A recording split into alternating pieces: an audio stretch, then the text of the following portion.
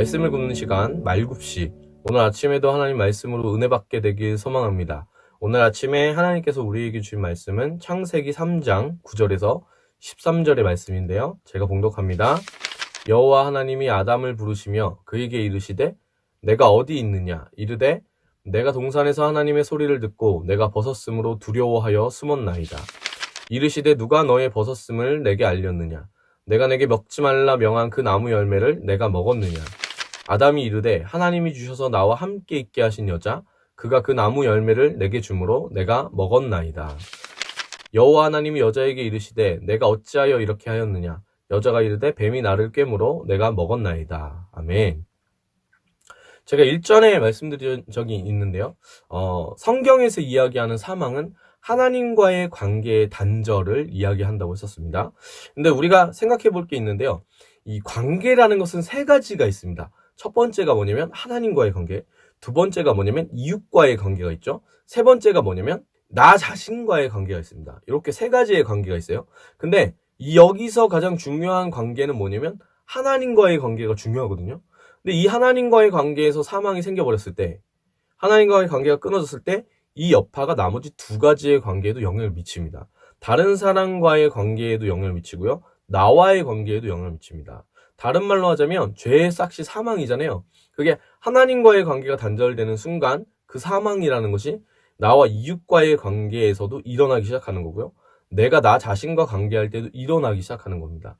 그래서 사람이 자기를 굉장히 사랑한다고 생각하지만요. 자기애에 가까운 사랑은 늘 자기를 망치게 되는 것이죠. 그리고 다른 사람과의 관계를 할 때 수치심으로 자기가 숨어버리거나 아니면은 분노로 다른 사람을 공격하는 일들이 일어나는 겁니다. 자기가 잘못했다고 하더라도 사람은 반드시 남 탓을 하게 돼 있는 거죠. 그게 죄의 결과이거든요. 그 그림이 오늘 말씀 본문에서 그대로 딱 시작이 되는 순간인 거예요. 오늘 이 본문이. 제가 이렇게 딱 보면서 이 말씀 보면서 볼 때마다 좀 열이 받는 본문인데 네, 오늘 하나님께서 아담을 찾으십니다. 참 신기한 게 어디 있는지 우리 아담 할아버지가 어디 있는지 하나님이 아셨을 거 아니에요? 근데도 어디 있냐고 물어보십니다. 이건 뭐냐면 아담을 지극히 배려하셔서 물어보시는 거예요. 아담이 대답하죠. 하나님의 소리를 듣고 내가 벗었으므로 두려워하여 숨었다라고 대답합니다.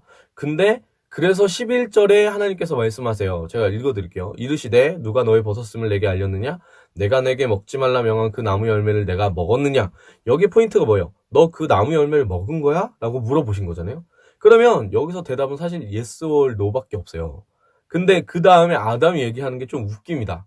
12절입니다. 아담이 이르시되 하나님이 주셔서 나와 함께 있게 하신 여자 그가 나무 열매를 내게 주므로 내가 먹었나이다. 저는 이 본문이 너무 열이 받는 본문입니다.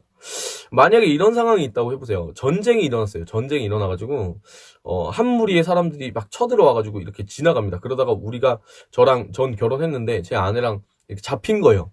그래가지고 물어봅니다. 니네 둘 중에 한 명만 살려주겠다. 저한테 물어보는 거야. 네가 죽고 얘 살릴래 아니면은 네가 살고 얘를 죽일래? 어떻게 대답해야 맞습니까? 어떻게 대답해야 될까요? 물론 그 상황이 됐을 때야 너무 겁나고 막 그럴 수 있고 어떻게 될지 모르죠. 근데 알잖아요. 제가 죽고 아내가 살아야죠. 그 기본적인 거거든요. 그게 사랑의 증명이기도 한 걸 거 아닙니까? 그러니까 그 당시 상황 되면은 그때 돼서는 막 번민하겠지만 지금 대답은 반드시 내가 죽고 얘 살린다가 돼야 되는 거예요. 그게 사랑이기 때문에. 근데 그래야 되는데 여기서 아담이 그렇게 반응을 못합니다. 못해요. 물론 이제 그 마음을 이해해요. 실제 갔을 때는 저도 모른다고 말씀드리잖아요. 그게 왜 그러냐면 아담이 지금 딱 요 비슷한 상황이 있는 거예요. 하나님께서 아담에게 얘기하셨을 때 동산 나무 중앙에 있는 그 선악과를 따먹으면 반드시 죽는다고 했습니다. 아담은 여태까지 사망과 죽음을 경험해 본 적이 없어요. 근데 그럼에도 불구하고 이 죽음이라는 것이 바로 앞에 있을 때 아담은 두려웠던 겁니다. 그래서 내가 먹었는데 하나님 이거는 먹은 거는 이유가 있어요 라고 지금 핑계를 대고 있는 거예요. 핑계를.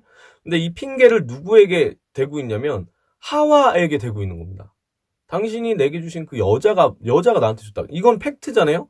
근데 이게 이상한 거예요. 왜냐면 남편은 아내를 살릴지언정 자기가 죽어야 되는 거예요. 그게 맞는 거예요. 그래서 우리 아버지들이 다 뭐 하는 거냐면 자기 삶을 다 버리고 직장에 출근해가지고 생활하시는 아버지들의 그 애환을 모르시죠. 어머니들은 이제 내 남편이 맨날 집에 와가지고 축구만 보고 TV만 보고 맨날 쉬는 날에 애들이랑 놀지도 않고 이렇게 퍼질러 자기만 하니까 이 사람 참 무책임하다 이렇게 생각하실 수 있겠지만 여러분 한 가장의 무게라는 건 엄청납니다. 자기 자식들과 자기 처를 먹여 살리기 위한 그 남편의 노력은 나가가지고 그냥 일하는 그 순간 이건 엄청난 거예요.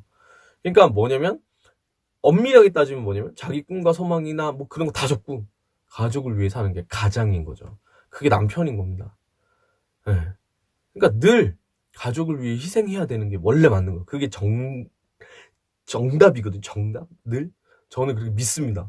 근데 아담은 오늘 무서워서 하와를 얘기한 겁니다.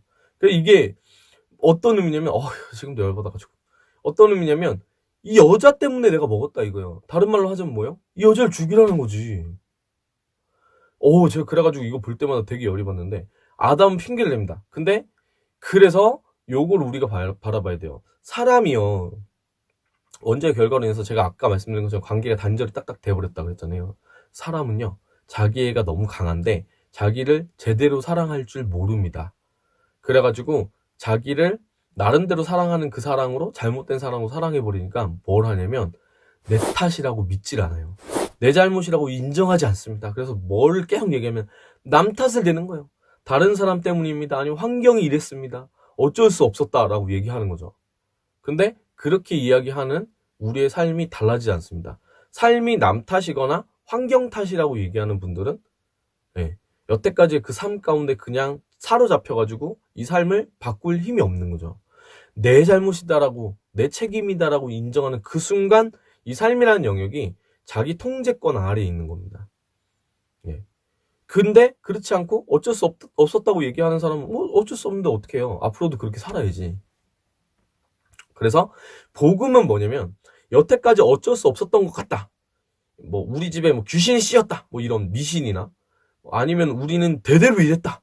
우리 엄마가 있고 우리 아빠가 있대.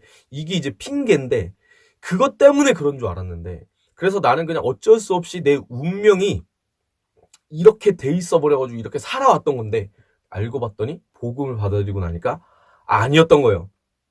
그래서 이 모든 것을 다 뿌리쳐버리고 내 인생을 내 책임 아래에서 내 힘으로 하나님과 함께 동행하면서 가꾸어 나갈 수 있는 사람이 되는 게 복음입니다. 근데 여기서도 이제 함정이 있겠죠. 내가 내 삶을 내 힘대로 그냥 가져갈 거냐? 아니요. 내 힘대로 가져갈 수 있지만 하나님께 맡겨드리는 것이 그때의 복음 누리는 거예요. 그게 복음이거든요. 그게 복음인데 와 아담이 딱 여기서 하와를 얘기합니다. 근데 여기 첫 번째가 아까 이건데 두 번째는 뭐냐? 엄밀하게 따지자면 우리가 분노하거나 책임에 대한 회피를 이렇게 하는 그 순간 모든 방향은 원망하는 방향은 누구를 향하냐면 하나님을 향한다는 겁니다. 이게 죄의 결과거든요. 그래서 이 앞에 보면 하나님이 주셨다는 부분을 강조하는 거예요. 아담이 지금.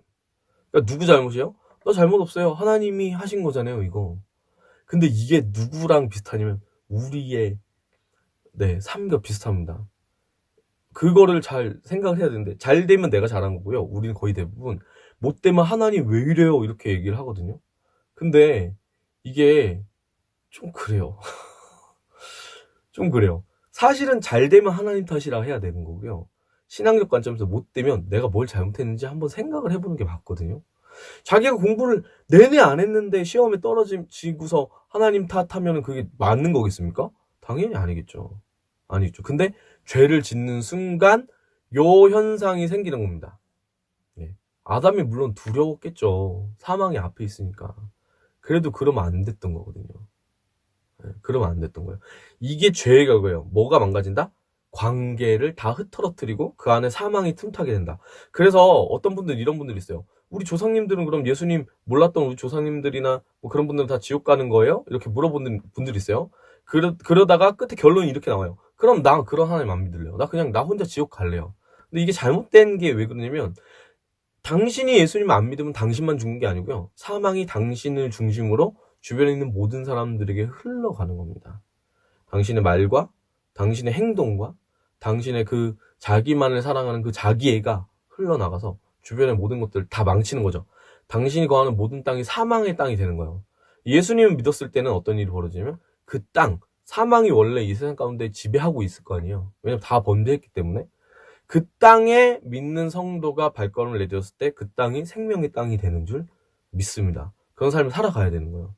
근데 이게 그런 삶을 살려면 복음이 미치는 영향, 그리고 복음 전후의 상황을 좀 알아야 돼요. 오늘 제가 분명히 말씀드리는데 이 본문을 가지고 이단들이 이상한 해석을 진짜 많이 하거든요. 다 필요 없고요. 그냥 사망이 임했을 때 그게 관계를 단절시키는 영향으로 계속해서 퍼져나간다는 거예요. 그게 오늘 일어나는 일입니다. 특히 어디를 중심으로 퍼지냐?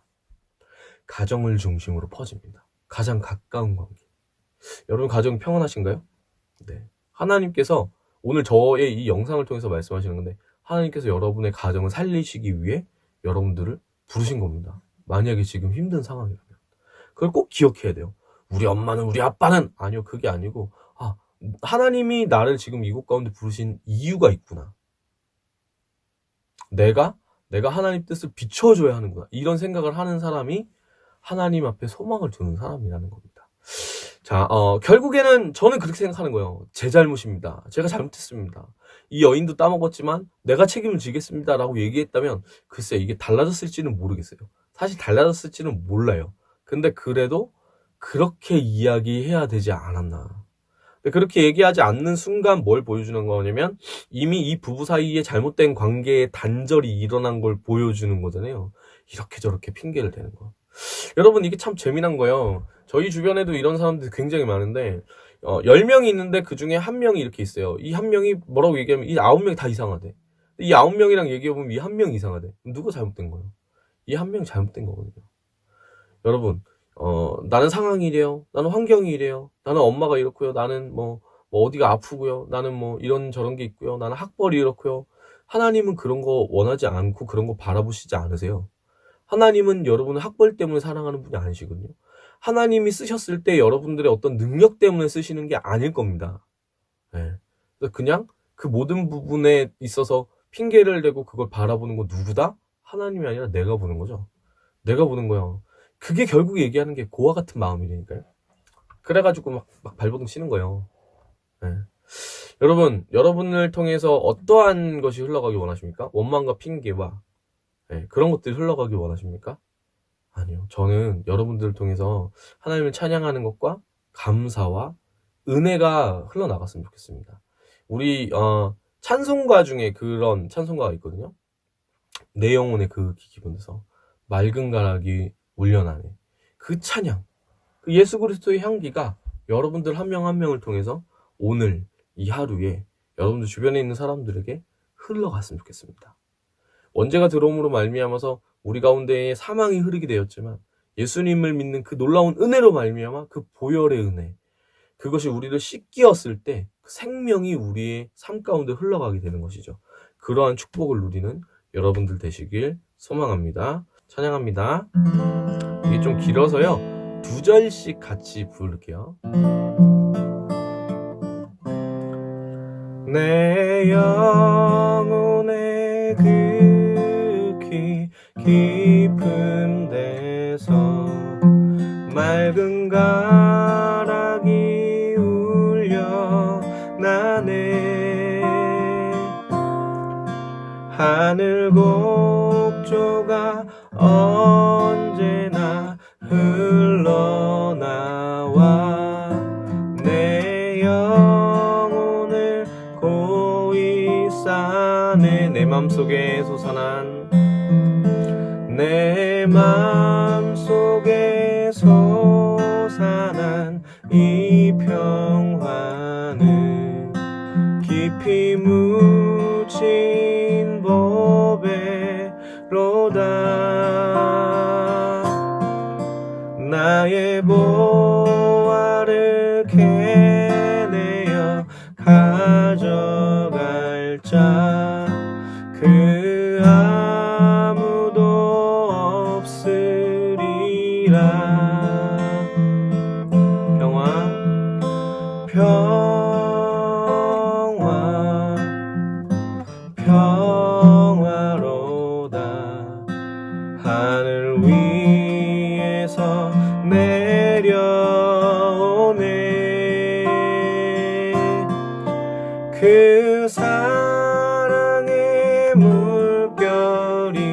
영원토록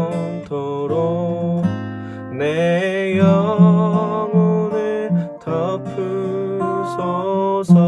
내 영혼의 평화가 넘쳐남은 내 영혼의 평화가 넘쳐남은 주의 큰 복을 받음이라. 내가 주야로 주님과 함께 있어 내 영혼이 편히 쉬네. 이 땅 위에 험한 길 가는 동안, 이 땅 위에 험한 길 가는 동안 참된 평화가 어디 있나. 우리 모두 다 예수를 친구 삼아 참 평화를 누리겠네. 주님을 찬양합니다.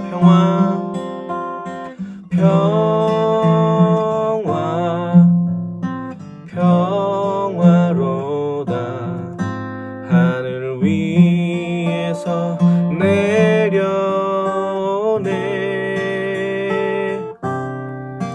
그 사랑의 물결이 영원토록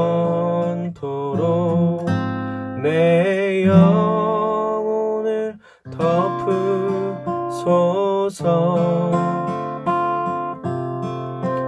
내 영혼을 덮으소서.